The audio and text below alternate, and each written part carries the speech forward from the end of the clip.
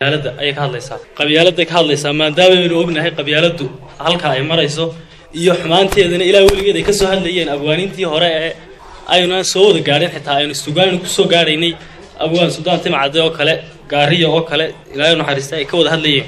aniguna waxay in yar baan ku soo gabagabeynayaa maasiiro qabyaalada ay hadlaynaado cusub meel horena ana ka waran wax la sheegay waxaan ognahay Soomaalidu inay tahay hal qowmiyad ama Soomaaliland kaliya marka in yar soo hagto haddana ay qabyaaladii aad fara badan tahay sidana ku bilaabmaysaa qowmiyadaadu ahoo qarannimo aan badnayn maxaad iska qaybisaa qabyaaladu ku tartaa miyaad arag dhiimaheed qodkay rido ciiristii siduu u qalfoof noqdiyo siduu ula qiila yahay miyaad qaabkiisa arag adaa qaran sheegtayoo qabyaaladna raaciye maxaan kugu qaybiyaa adaa qaska moodo guul adaa qonofyada ka dhaca adaa kala qaare ehel cuntada isku qaybsan jiray adaa isa sii qoqoba adaan qaran kale nacbayn maxaad isu quursataa Mareykan iyo Ingiriis badde ma nacbida hadduu ku yimaado maagina meesha waxa lagu sameeyay laakiin ka wasawa ay boolaas maxaad isu quursataa adaan qofka uu yihiyo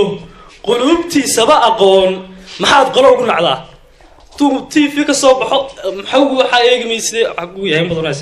maxaad qolo ugu nacdaa qabyaalada seeraheed qodobkeedaan gale maxay qaran daadiso maxay ooridaad qabtiyo maxay qofka aad dhashiyo maxay quman hooyadeed maxay kala qaadayo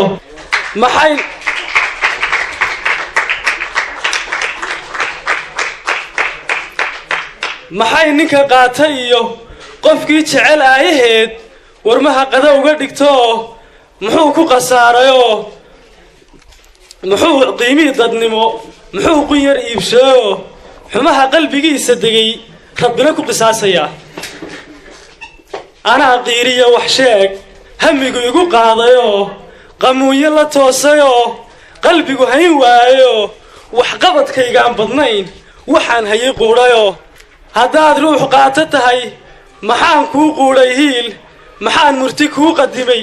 maxaan misna kuu qalqalay haddaad qiran layd maruun qalad jira qaadan layd qabyaaladimay jirteen markay naftu tidhi qof nool marnaba ha ka quusanine wuxuu qalday uga digo qulubtiisana la eeg ayaan isku qaarajo saan qoray maasada intaasaan ku soo gabagabeynaya maasada